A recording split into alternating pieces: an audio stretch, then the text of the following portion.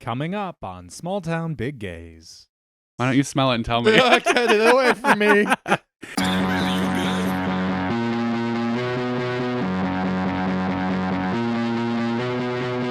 Bumped into one of your friends, they said, hey, you cannot bum a cigarette. Welcome to Small Town Big Gays, everybody. We are the aforementioned gays who are too big for how small of a town this is. I'm Chance. And I'm Travis. How are you? Lovely. How are you? I'm great. I've Yeah. had a pretty good weekend, full of delight and excitement and etc. Yeah. How- What did you do? What was so delightful? Well, we had a drag show this weekend, which is always delightful. And then recorded the first episode of the second podcast on my little network that we're forming here. So it's called Slay What? It's a horror podcast from the feminist perspective. So stay tuned for that. Love that. Yeah. Cool. How about you? How was your weekend? Horrible. We had a drag show. Mhm. I'm just kidding. Makes sense. At the worst bar in town. So it's pretty awful. Sucks. No, it was actually a really good drag show. It was really fun. Felt Despite like a snowstorm, too. Yeah, it was really, when I was getting ready for my first number outside, I didn't realize like how long of a wait it was going to be. So I was in that. Yeah, you went out early. Yeah. Well, I was just nervous about getting the wings on in time. So then I was just standing in the parking lot in literally negligee and giant angel wings with snow pouring on me, waiting to come in. It was freezing. I was like working the door because I had to signal you. I was just like, she's got to be getting cold. Yeah, it was.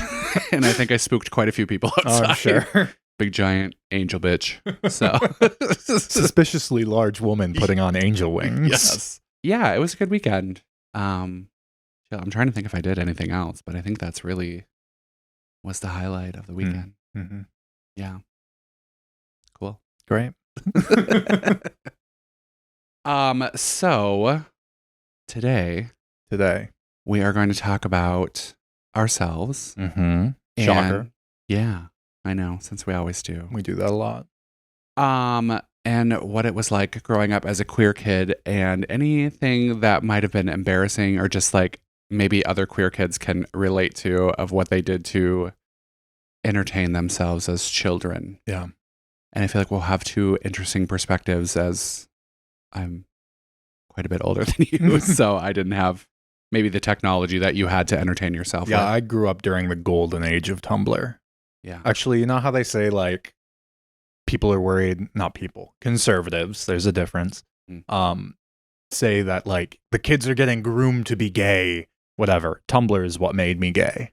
Yeah. 100%. Were you groomed? On maybe a little bit. I wasn't groomed. Self-made here. Yeah. So do you have like anything, like any childhood memories you can remember of like doing things where you were like, that was so queer? It was so f***y. Yeah. Yeah, for sure. Let's see. Well, I'm gonna get vulnerable for a second. It's about time. I can't keep carrying the vulnerability badge alone here, Chance. Speaking of vulnerability, we got some requests from people to be spicier on the podcast. We have. So we're going to. So we're gonna be spicier. More on that later. Let's see. Cringe things I did as a little queer kid. Well, like before I came out, for sure, there was Chat Roulette. Do you remember this? Yes, I have a funny story about this. Did you ever jerk off on Chat Roulette? No, but I've done worse. Because there was going on Chat Roulette and looking for people jerking off, who were at the time exposing themselves to a minor. Mm-hmm. So there was that. Yeah. I did that sometimes. I don't remember if I exposed myself On Chat Roulette? on Chat Roulette as a minor, but probably, let's be honest. I loved Chat Roulette, obviously. Mm. I didn't go on it all the time though, but the few times I would go on, I made them memorable for sure. I think it's still a thing. We could go on. I don't know if it's still a thing, I actually. don't know either. But I have been banned a few times on Chat Roulette for my actions. Like, What did you do?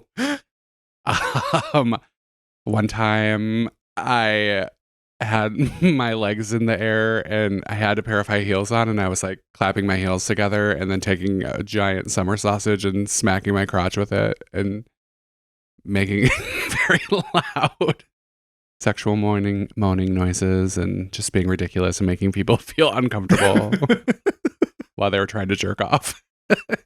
How old were you when this was happening? Oh God, like 26. Okay, yeah. Way too old. Yeah, actually probably even older than that. It was probably close to 30. It wasn't that long ago. Yeah. Last night even. I'd do it again. And then I used to always love to like just put on the trashiest wig I could find, which is not hard in my collection. Mm-hmm. And then I would just like smear lipstick around my face, Mm-hmm. like obnoxiously, and ask people to fuck me and just silly, dumb, weird shit. I could see these things. Yeah. That reminds me of like times when I was in high school and we would like prank call Walmart Mhm. or something, and I would put a voice on and then be like, "Do you have whipped cream?" And then the worker would be like, yeah. And be like, "What kind of whipped cream?" We have like, cool whip. I like to put it on my vagina. Oh. Just stuff like that you do as like a 15-year-old that you think is really funny. Yeah. And in hindsight, you're just harassing retail workers, but Yeah. we didn't know at the time. My best friend and I from high school who listens to the pod, which you'll love this story. Do you remember 10 o'clock tuck-ins on I-94? No. I was like, you're probably too young. Yeah. But they used to do this thing where every night at 10 o'clock, I mean, obviously you'd call before 10 o'clock, but you could call in and you could tuck someone in and then they'd play it at 10 o'clock. So it'd be like, a lot of people would be like, "Hi, this is Chad and I want to tuck my girlfriend Samantha in. I love you, baby." And it was kind of cringy, but my friend and I would call as our teachers and tuck students in. So we would be like, "Hi, this is Danielle, teacher at North High School, and I would like to tuck in Samantha Johnson, Tony." We would like literally list off like 10 people and they'd be like, "Okay, that's enough."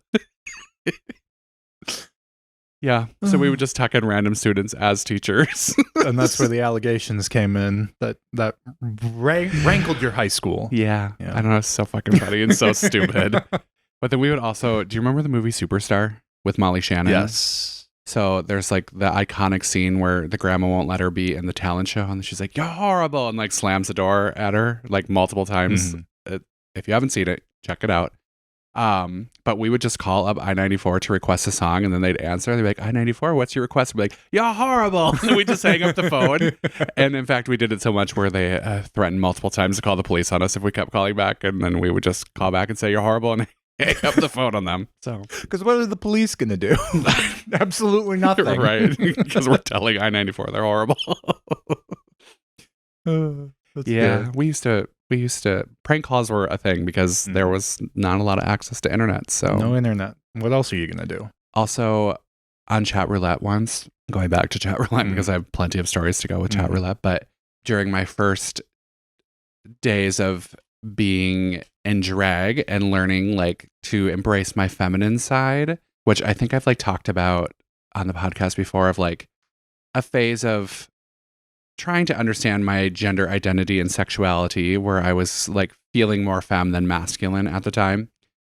And so I would go on Chat Roulette because where else do you get attention? Mm-hmm. And, watching guys jerk off is A bonus. a bonus. Yeah. So I was on there in I'm sure some sort of raunchy negligee, terrible. And you would get like a lot of groups of like high school and college boys, obviously, that are on there, like just terrorizing, Yeah. next. And then I got this group of boys and I was like, this one looks really familiar.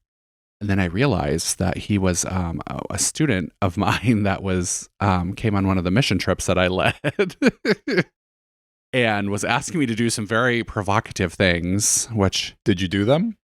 some of them, and I will say he was of college age. But yeah, it was just really awkward, but also kind of funny and like just hilarious because he had obviously no clue who the hell I was, which was just so fucking funny. But you never know what's going to happen on the chat roulettes. You never know what's going to happen on the internet, especially in those days. It was kind of the Wild West. Yeah. I mean, I vaguely recall doing some probably like terrible things. I feel like I definitely am on some child pornography website, like as a victim. Oh. Probably I remember like chat rooms. I had unfettered access to the internet at like way too young of an age when the internet was like new-ish still, or like, you know, mass access to the internet was newish. So like I don't recall what chat rooms it was, but I remember like I probably provided some lucky pedophile some great material. Yeah. No, I probably would have too, to be honest, though. I mean, I was like, 12 or some shit. I didn't know any better. Yeah. And I mean, my parents didn't know what I was getting up to. I had bought a laptop with money that I got mowing the lawn. I got up to some shit on there and got a couple viruses, and had a couple Skype boyfriends that were definitely older than me. And yeah, I shudder to think what is on there of, 13-year-old chance, but there's certainly something. But here I am now, a well-adjusted Interesting man. Okay. Yeah. Still a liar. Mm-hmm. Always have been, always will be. Yeah. Were you old enough for like AIM chat rooms? I was like just too young for that. Okay. There was AIM, and then what was the other one? Was there a difference between AIM and Yahoo? Or were they the one and the same? I think there was a difference, and I think I was just old enough to remember like Yahoo Messenger towards the tail end, because it was like right before MySpace kind of blew up, and then that became the thing. The thing, yeah. That replaced the chat rooms. Yeah, I loved a good AIM chat. I didn't have internet at my house growing up, so I had to go to like my grandparents' house or like random friend's house and use their computer for the AIM chat. But we would definitely like, we were always a beautiful blonde from California with big blonde hair and and green eyes and big old double D boobies, and just, in the chat rooms, probably talking to other young kids pretending to be something they weren't either, or pedophiles, who knows, Yeah. I had fun. I don't have any regrets about it. Yeah. And that's what's important. Yeah, it was a good time. No regrets here. But I do remember, because MySpace kind of became a big thing right after I graduated high school. So I did have MySpace. I had my top 8. I would love to see it now, because I know definitely you could pick a song banner. Yep. And mine was definitely like some Christian rock band. I can't remember what it was. Skillet? It might have been. I don't remember what my song on my MySpace profile, but I distinctly remember my brother made me my first MySpace profile for me. And I remember the email address, I remember the password, and I remember he made, because that was the time where you could like have profile like layouts too, of like a specific background, and mine was Jackass. And I was like 12, and I thought that was so cool. Because I think we just got MTV too, so we would watch Jackass the show at like 11 p.m. Thinking we were super cool, and then tried to like emulate Jackass, but we were also fucking pussies, so we wouldn't do anything actually dangerous. We'd just be like jumping over a railing on some stairs, like, haha. You didn't jump off your friend's garage? We did not jump off our friend's garage. I did that. I imagine. Yeah. Tell, please tell. My brother and I are 2 years apart, and then we have cousins who are like, so it's 4 of us. We're all boys, and we're all a year apart. So we did spend quite a bit of time growing up, and they were like boys, and I was not. So they were always wanting to do just dumb boy shit. Like, I remember we had this Cheetos, like the chips pop-up tent, and we would take it and just stuff it with blankets, and then we'd crawl inside of it and then push each other down the stairs inside of it, and you would just like fly down the fucking stairs and probably snap your neck. Do you remember those chairs that were like foldable? I don't even want to call it a chair, but it was like they would fold up and then they would unfold and they'd become like a bed, and they had like a little like, we called those hippie chairs. They were like huge in the 90s. And so we'd have those, and like we'd take those outside and lay them on the ground and then jump off the roof onto them. Like just dumb. Just kid stuff.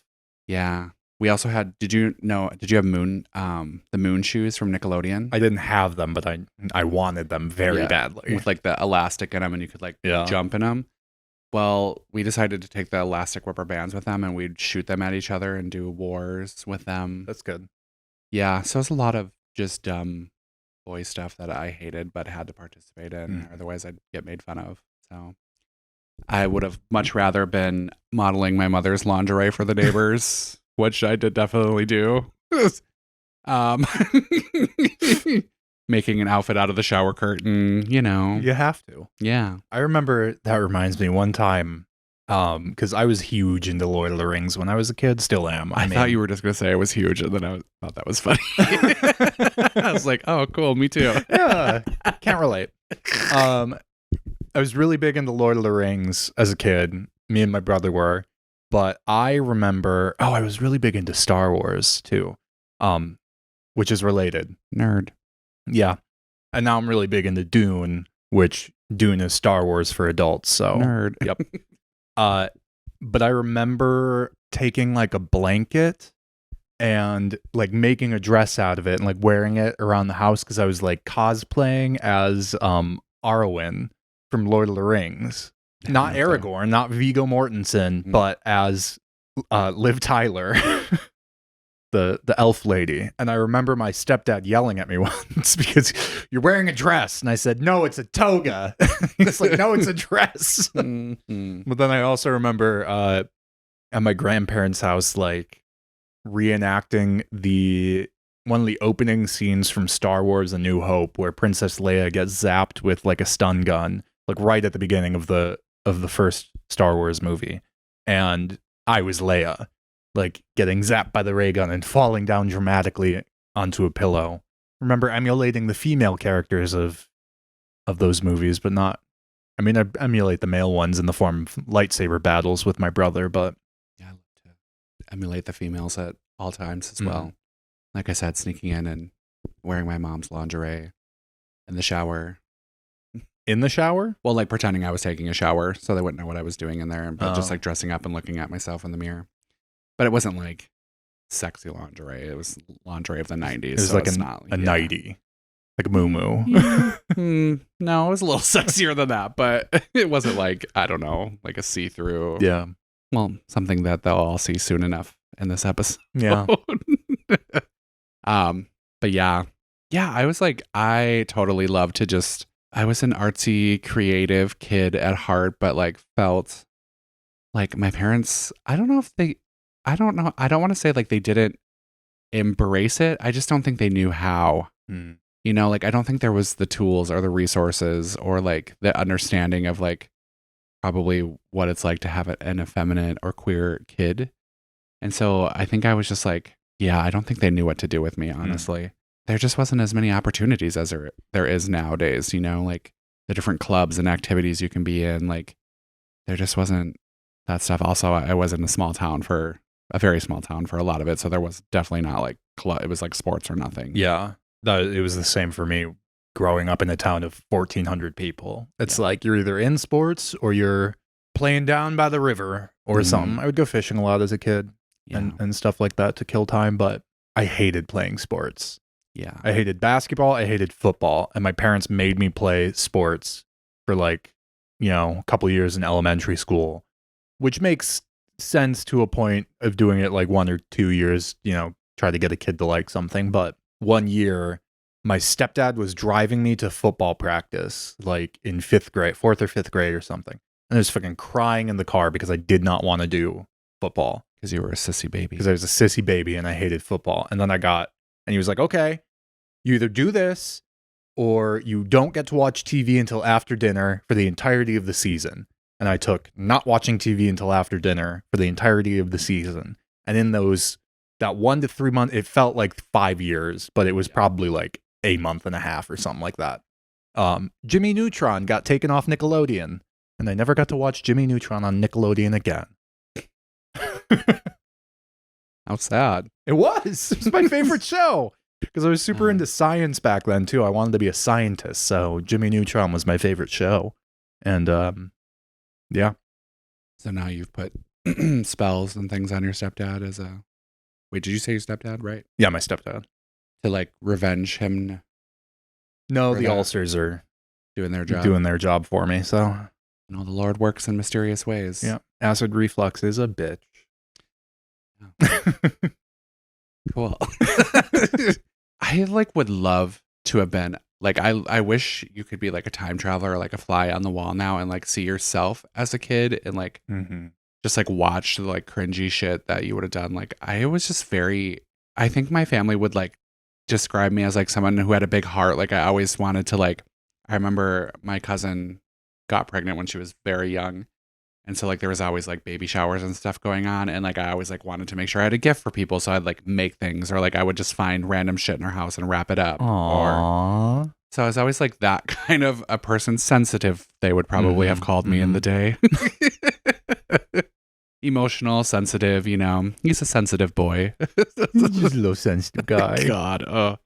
Yeah. And now you've hardened and now you're a mean bitch. Now I'm a calloused mean bitch. Yeah. Yeah. You know, that's the way it works. But do you remember any specific examples of like being in school where like you maybe, I mean, this might be a different experience with you being a bisexual person as opposed to a full on homosexual of like, do you remember moments of like, I am definitely different than the other boys since we are male identifying boys in school and I'm afraid of being like outed or Yeah, I definitely remember having that feeling because I think it was more apparent that I was queer way earlier than I like to think at the time anyway. I remember being more of a girl's guy and I feel like I talked more with a more femme inflection than I thought I did at the time. So I do remember like being afraid to be outed. That's why it was a big thing for me and kind of thing off my chest when like on Facebook I started messaging this girl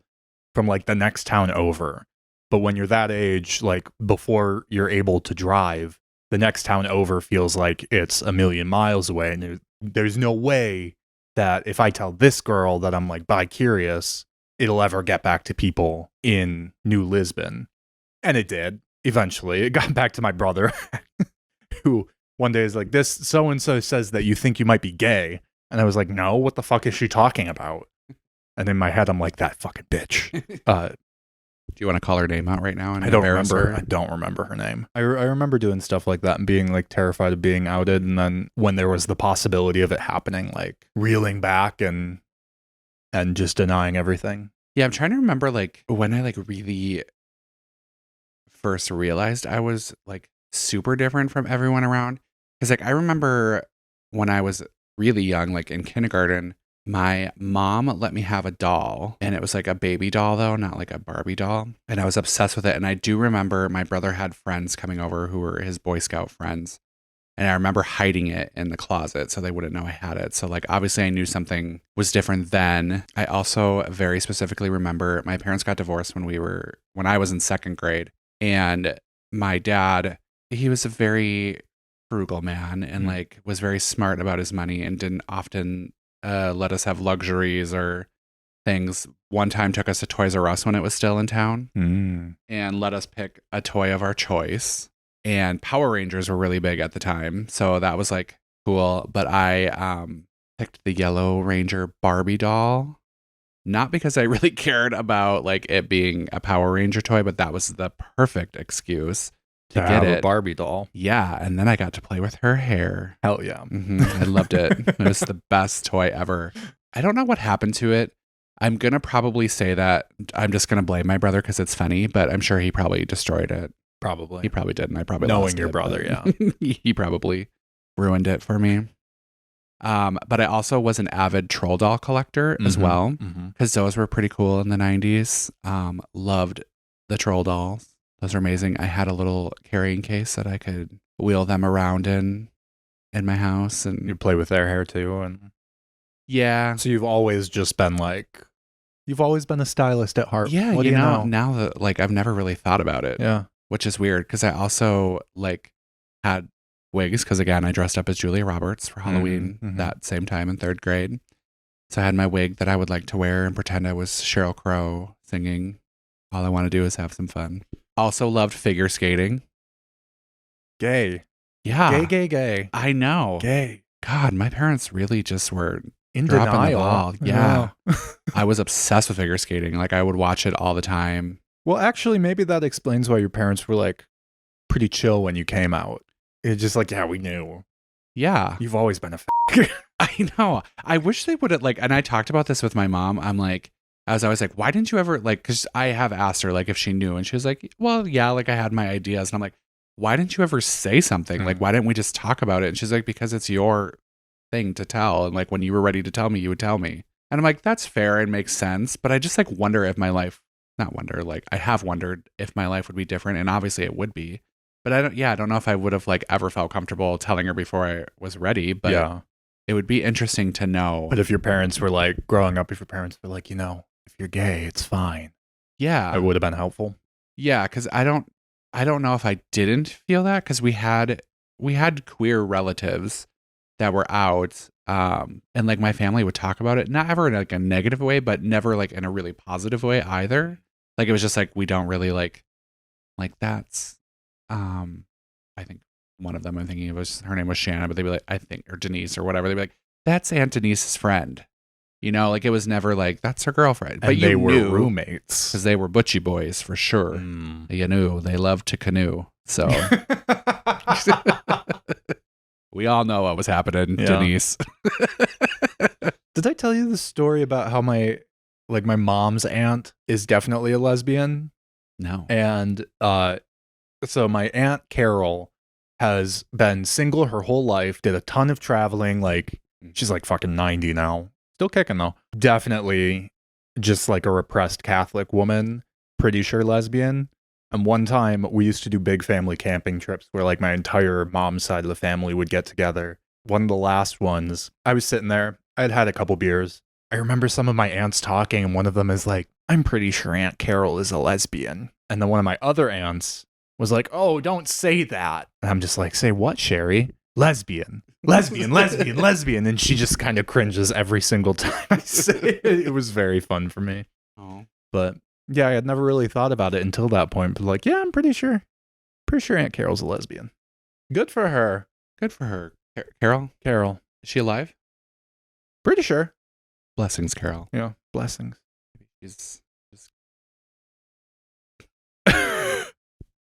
Maybe she's just going down on some some punani right now. Some box at the nursing home. Yeah, maybe she's just there, just munching away at that carpet. Just giving them hell. That old shag carpet. Good for her. I hope she is. Yeah, I hope me too. Carol is living her best life. Me too.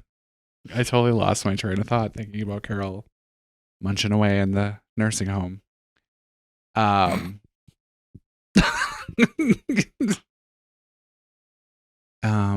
Okay. So just talking about like, oh no, this is okay. There's so much. I feel like I always have so many side stories and I'm trying really hard to stay focused. You have so much lived experience though. I really do, which I don't know how to feel about this. I feel like I need to go back to therapy. I was going to therapy and I do really well in therapy and I probably should go back again. I feel like I have a lot to unpack in my life. Even though I haven't lived that much life, I've lived a lot of life. I think that's what the podcast is for at this point. Yeah. I'm your therapist. Chance is my therapist. Licensed therapist, Chance Smith. God. Now you're taking my gig. Well. Did you go to school online too? Yeah. Okay. I'm a reverend doctor. I almost forgot again where I was going with this. Now I got to stop doing this. Okay. Oh, you were talking about your Aunt Carol. Yep. So. Munching box.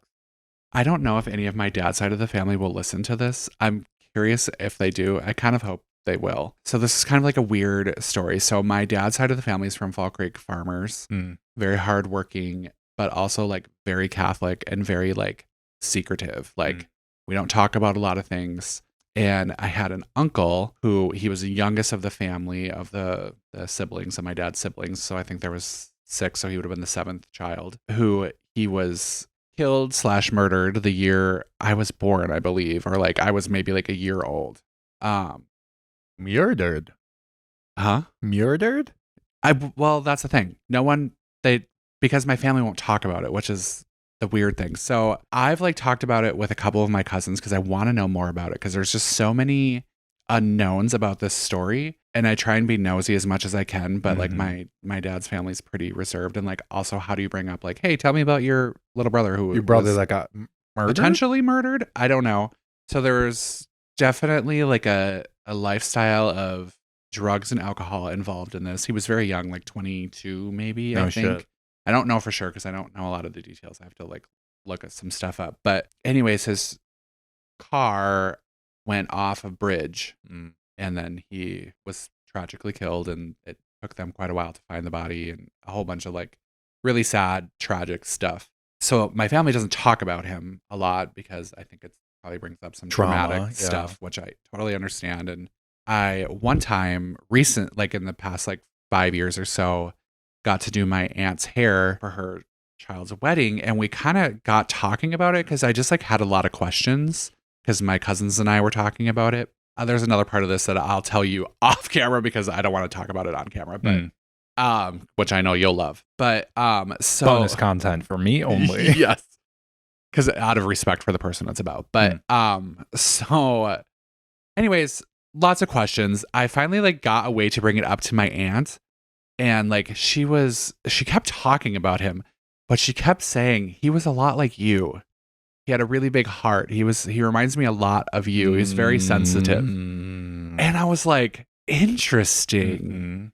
But he had a girlfriend, which doesn't mean anything because it was that time, like a beard. But maybe. she just kept saying he was very much like you. He was a lot like you every time she'd talk about him.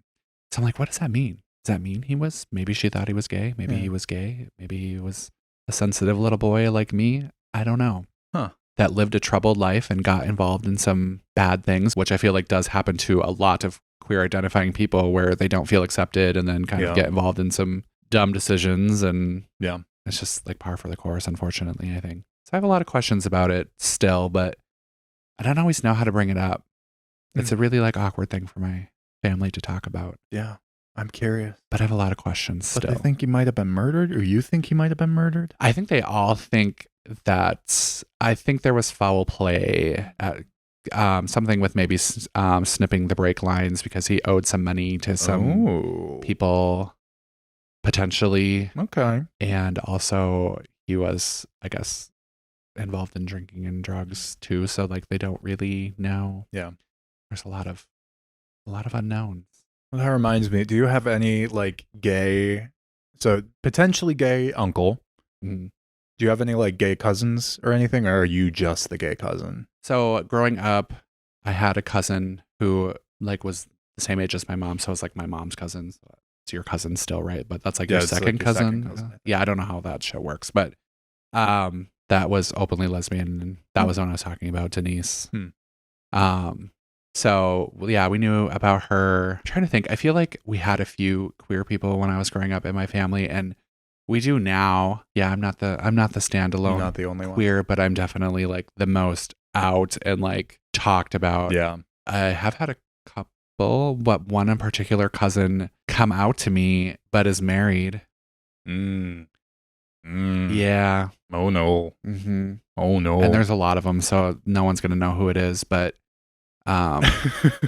but one now of you all can guess. One of you is a little query. I remember when I came out on Facebook, my cousin, my already openly gay cousin, was like, I knew I wasn't the only one. And because there's this saying, you either have a gay cousin or you are the gay cousin. So on my mom's side, I am the gay cousin. There's no one else other than me, but there is one on my dad's side. And my, speaking of gay uncles, I had an uncle on my dad's side that I never met, or maybe met when I was like real young, too young to remember. My brother will correct me, but I think he might do. I think he was dead before I would have anything. Anyway, but my Uncle John died during the AIDS crisis.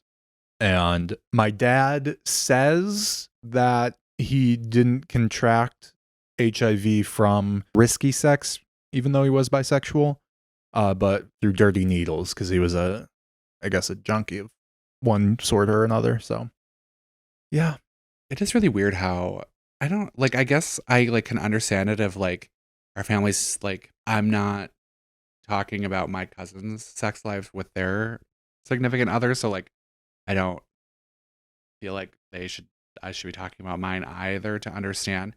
But like it definitely is very different now where like my cousins who are my age, many of them have brought in their children to my drag shows, like when we have family friendly drag shows and stuff. So they're just much more exposed to things now. It is kind of funny because some of them just have not brought their kids, I don't think for any particular reason. It just hasn't like worked out or something. And like, so some of them like think it's kind of cool because they know like this like kind of like secret identity thing with me. And they're like, he does drag. Ooh. And they're like, nah. Like they fight. It's so funny. But it's also funny to watch like kids like understanding it and click in their head. Like my goddaughter Ren, like for the longest time, I don't think she like really understood what was happening with it. And like now she gets it and like loves it because she also loves like making TikTok videos and like, you know, all kids love that stuff. And like that's kind of what being drag's all about, like getting in makeup and hair and doing like all the fun stuff that you see. Yeah.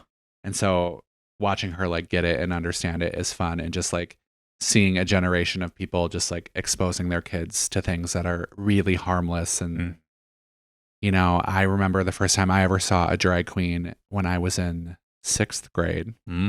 My grandma worked in banquets at the time. It would have been the Ramada, which was like the big round hotel on the top of the hill that's no longer there. And there was a drag queen who worked in banquets as well.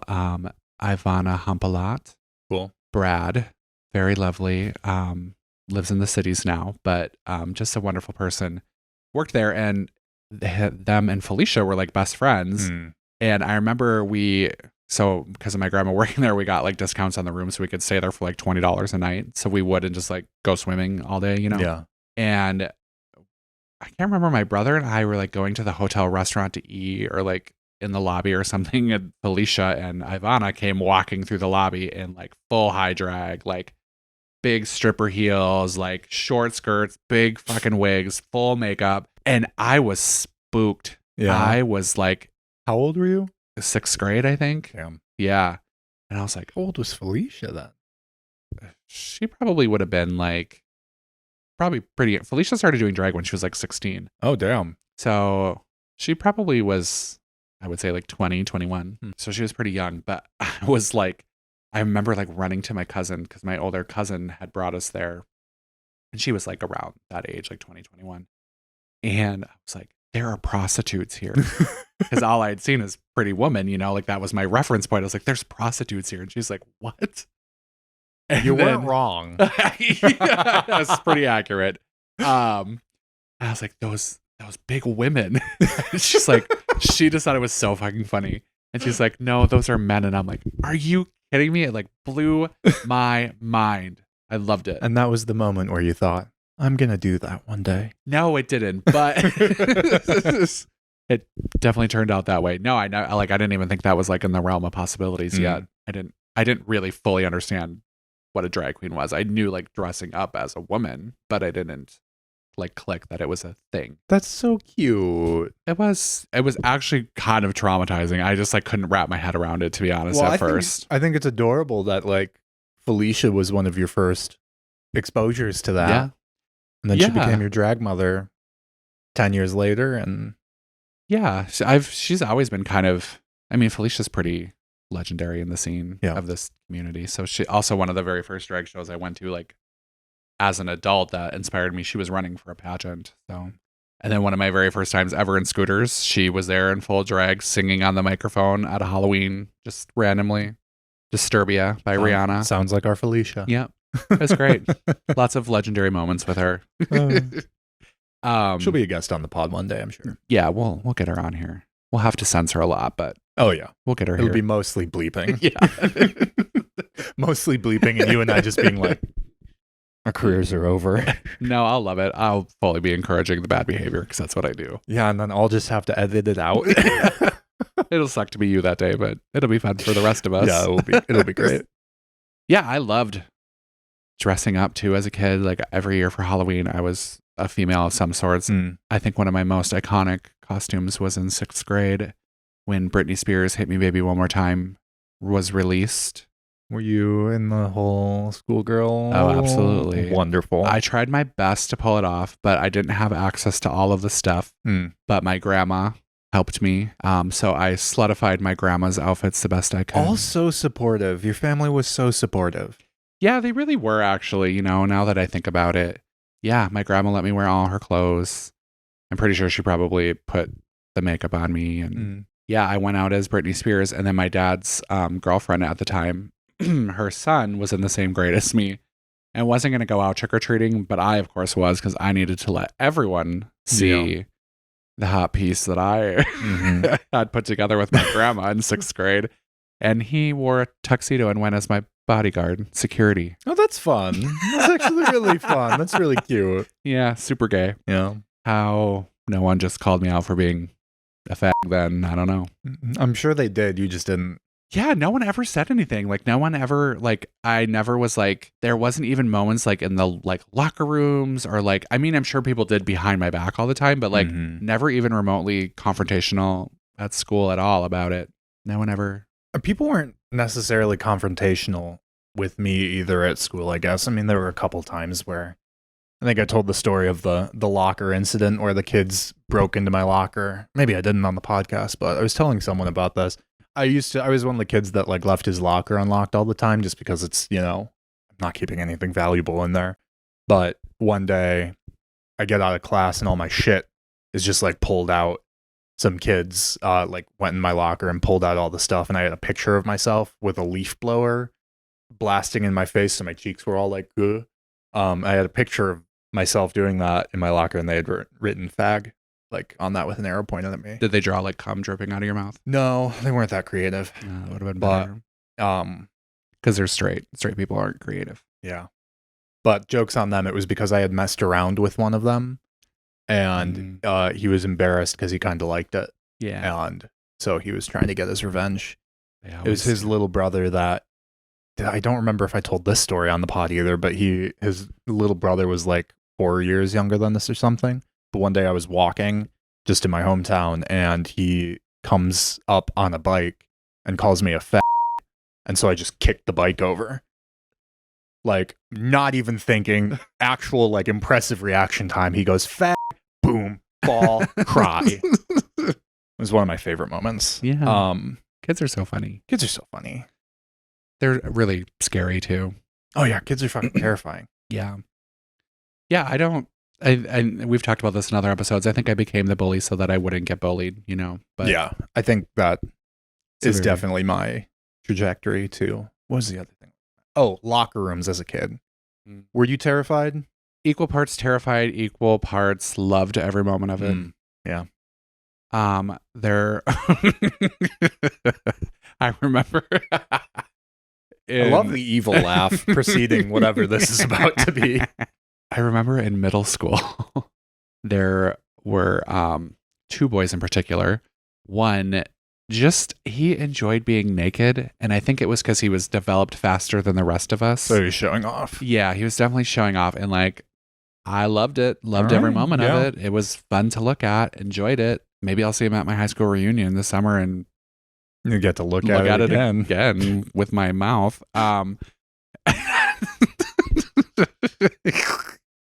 He's probably married with kids, which don't let that stop you. But I do remember very distinctly there was this one boy who it was probably in like 6th grade, and he was also a 6th grader. And so like at that point you don't have like much body hair. Like, I mean, if any, no one really did, but he was like full on like you're hairy, like the way you are now in like 6th grade. Yeah. And I thought that was so hot. Goddamn. Loved it. Loved the locker room with that. Yeah.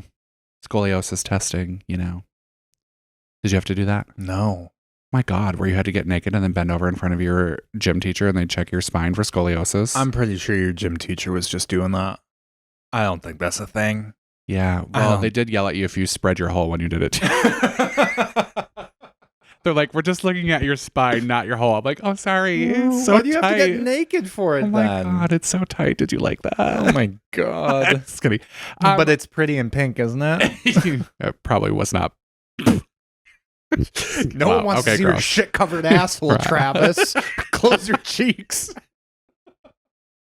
Sorry. No, I don't know if you had to be like, I feel like there was one time you had to be naked, but I think you like maybe in your gym shorts. Like I think we would do it like around the swimming unit, and you would just like before you were getting in the pool, like in just the get shower room. Checked for scoliosis. Yeah, they would have like the gym teacher. I remember specifically like where the showers were, was sitting in a fucking chair, and we'd walk in one by one, bend over in front of him, and then go into the pool. Yeah, I'm not. I'm It's not sure that was a scoliosis check. It's a thing for old people. I'm sure it is. We need to make this a TikTok, and we need other people who are millennials and older to vouch that you were definitely bending over in front of your gym teachers. I think you were getting. Groomed. I think you were getting groomed. I think that was my gym teacher was kind of attractive. Whatever. So if he did, it's fine. I probably would have done it and not told anyone. Just kidding. But no, we really did. It was a thing. I just remember being terrified of locker room. Like I was terrified as a kid to get like naked in the locker room because I was like, I was insecure because I'm a grower, not a shower. So I was insecure about that. And then also insecure about like seeing other dudes and getting turned on and then getting called a Yeah. So yeah, I absolutely hated it too, especially in high school. Well, and that's kind of, high school was, it was all the time for me, but especially high school. And then now as an adult who goes to the gym 6 days a week and I go to the Y, and old men in the Y love to be naked. They love to walk around naked. They love to have conversations naked. And I was curious if it's like a me trauma thing that still has like somewat of an aversion to being naked in the locker room, or if it's just like a generational thing of the older you get, the less you care, or if it's just like there's a certain generation that was much more like chill about being naked around other dudes. Because I feel like, I don't know, maybe if you're Gen Z, tell us if you like being naked in the locker room or not. I don't know. I think it's also just like, it's probably a mix of both. Like, I'm sure there's just like, as you get older, you don't give a shit. I think about even like when I first started doing drag, I hated changing in front of people. And now I just have my tits out all the time. I don't give a shit. Like, whatever, my body. But I do remember distinctly one time when I was a freshman in high school and we had to do swimming, which I love swimming, but as like a fat person, that is a nightmare. Yeah. And as a fat boy, you have to just wear your swim trunks and you have to have your no t-shirt on in the fucking gym pool. And I remember one time this boy in front of everyone, because you had to shower before you could get into the pool. So we're all in the shower and then you like line up to get into the pool room. And this one boy just like turned and looked. This is actually really sad, but really funny too. Looked at me and I had stretch marks on my stomach, which, whatever, as a fat person, that's a very common thing. I got him. Yeah, I was like, and honestly, not even all fat people. You can just get them from growing, like tall and whatever as well. But yeah, and looked at me and goes, "Do you have worms?" And yeah, I'm pretty sure I thought of killing myself that day several times. Probably tried to drown myself in the pool dramatically, but like just couldn't finish the job. That's fair. I was a pool rat as a kid. I would have loved to have been, but those traumas, being a fat kid, is not fun to be in the pool around other people. Yeah, I was a pool rat and then I was a lifeguard, and thank God no one almost drowned, because I probably would have not let them on purpose, but like done a poor job of saving them. Yeah, I love to pretend I was like a survivor of Titanic in the pool a lot and like hanging on the edge of the pool like, I'm going to die. Yeah. Rose, go on. Yeah. See, my Roman Empire always in effect. Yeah, true. I did recently, like, was it last year, 2 years ago, was my first time as an adult in a pool without a t-shirt on. Oh, really? Mm-hmm. Good for you. Yeah. Growth. I just went for it. I figured a bunch of old ladies, fuck them. At some point, who cares? Yeah. And doesn't the t-shirt make it worse, really? It does. It draws attention to it and whatever. And you know what? This is the body I'm in. And it's we're like just a security blanket, though, so, Yeah. When you've had the trauma of being asked if you have worms. Yeah. Nice. That's fair. Which I probably did, but I mean, maybe. It's a fair question. Who hasn't had worms? And that kid was kind of hot. And I almost hooked up with him. He'll know who he is. And I'll get him this year at the reunion. Yeah. I'll get my revenge. I'll show you worms. Show you one big worm. But so I wore this t-shirt today for you. The Spice Girls. The Spice Girls. You know what this one is? Posh. Sport. No, that's sporty. Sports Hero. That's baby. That's ice. Ginger, and that's Scary. the other one. Scary Spice. Again, racist. Yeah. The black one is scary. Yeah. I don't know where that came from. The 90s. Yeah. But I remember in 6th grade when they were like becoming very big. Do you remember the Scholastic book magazines? Oh, of course I remember the Scholastic book magazines and the fair. Yeah. Well, I wanted the like Spice Girls package at the end of the Scholastic book thing. And because I was a thief and would steal money from my parents, I had access to buying whatever I wanted. Good. Sometimes. Good. So I definitely stole some money from them to buy get the this Spice Girls thing. But I remember it was so embarrassing because they would come and then they would hand them out to everyone and like you'd all go through your stuff that you got. Yeah. And here's Travis with his big Spice Girls collection. And they're like, what are you doing with that? I was like, oh, it's for my sister. I don't even have a sister. That's good. But I definitely convinced everyone that you had a sister and she went to a different school. No, not only this. I was such a liar growing up. I love lying. I really do. I love convincing people. I love harmless lying. Like not like lying to hurt people, but just to see what I can get people to believe. It's like my favorite It's super fun. Lying is so much fun. And I'm really good at it. Which is why I think I wish I was famous and could be on The Traitors because I think I'd be really good at that show. But I convinced my entire school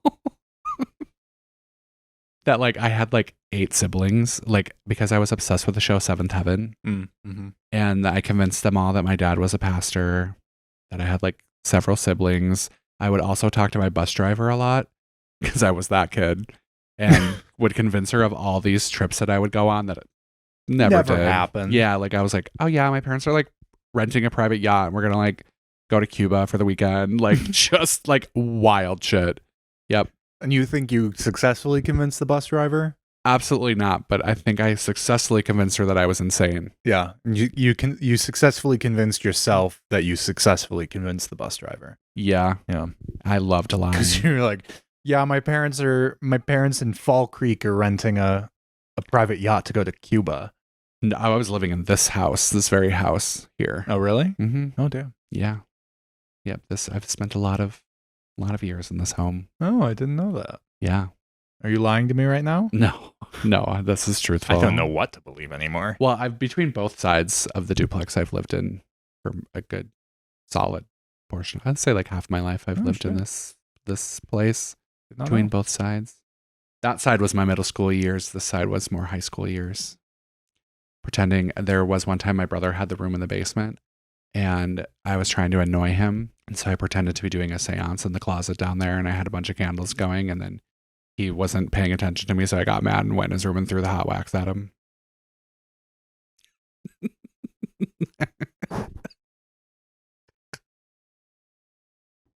Yeah. You're a terrorist. You're a monster.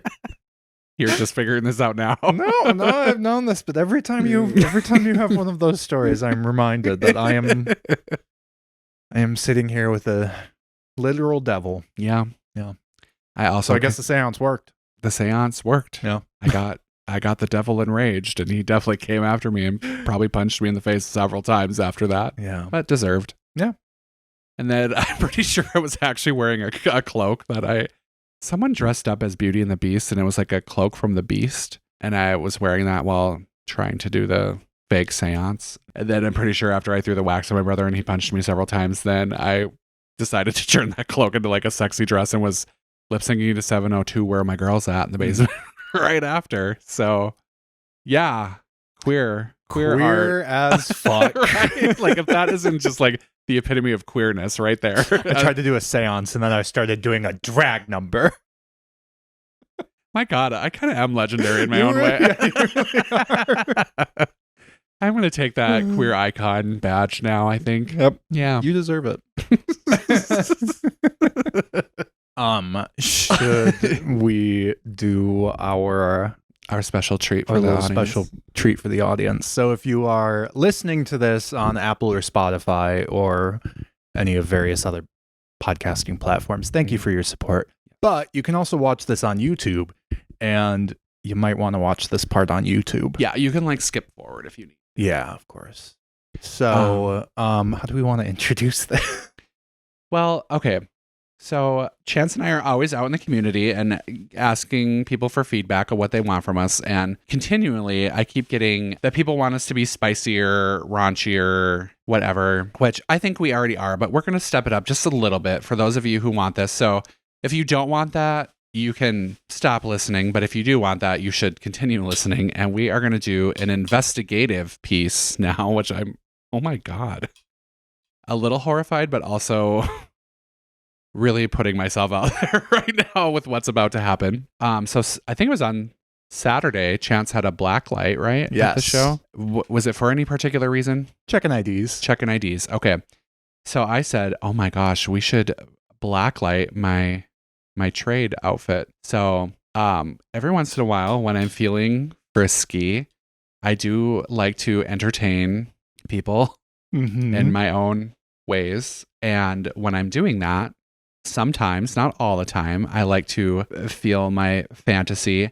And for any of the drag performers in this town that dare judge me for this, I know they all have this same outfit that we like to feel our fantasy in. So we're going to blacklight mine to see if we find anything. I don't know if we will. We're going to blacklight your trade outfit. Yeah. So if you're watching the podcast, you will see this. If you're listening, I have donned rubber gloves, protective goggles, and some tongs so that I am safe during this. And we're going to shut the curtains so that we can see the blacklight a little better. Okay. But we're going to set it up now. All right, we're back. We're back. All right. Well, here's piece number 1. Okay. So Travis is handing me a negligee, which I am taking very delicately in my tongs. I would check this area and here. The breasts and the hem, huh? Yeah. All right. Oh my God.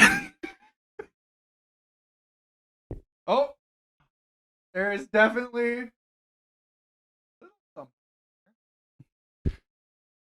there was a big something on there not too long ago too. No, she's looking okay. Okay, definitely some spots, Okay. but those might. Just a little on the chest, huh? Just a little on the chest. Outfit number 1 or piece number 1. Well, this is the second part to the outfit. This is the second part, and this is the bottoms. This is the grand dame. All right. Why do they look so giant? This is the most embarrassing part of the whole thing. Oh my God. This is like a whole dress for you and it's just a panty for me. I'm going to kill myself.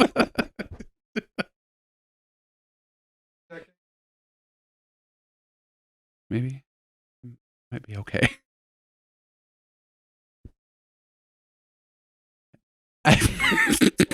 What is that? What is that? There might be a little pee.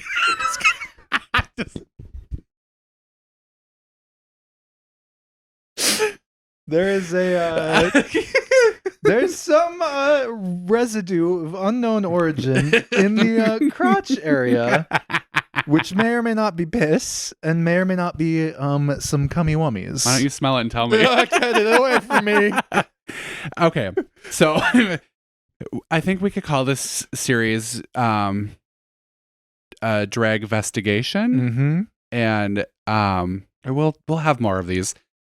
I haven't been doing a whole lot lately. I've been trying to behave myself. So it is winter after all, and seasonal moods. Well, instead of going, I've been finding my confidence by eating better and going to the gym now, instead of going on Grindr and finding confidence in a temporary solution for the day. That's fair. But it's only a matter of time until I feel horrible about myself, and then we'll have a lot of outfits to investigate. Fantastic. I cannot wait. So we'll have more. I do have a better pair that we'll investigate another time. But I want to see how people feel about this first and where we're going to go with this. But this is for your entertainment, me really making myself vulnerable. And at some point, we're going to find something for Chance to do that's going to really put him out there as well. I'm sure. Well, it's now a good time to mention I have a butt plug in currently. Not really. Oh, I was like, but wouldn't you be That's impressed? yeah. That's going to do it for this one. Remember, if you're going to fist someone, wear your gloves like Chance, Mm-hmm. because safe sex is the best sex. Safe sex is the best sex. Thank you for listening to Small Town Big Gays. Follow us on the social media at STBG Pod. Email us, smalltownbiggays@gmail.com. Intro and outro music is 1AM by TYB. Check out his music. Links are in the episode description, as well as links to all our shit and our personal social medias. Okay, bye. And we still need to tase Chance. And I actually, And we still need to taste me. when I tase him, I will make him sniff my panties. Okay, bye. When is it all gonna end? Make up to break up over and over again.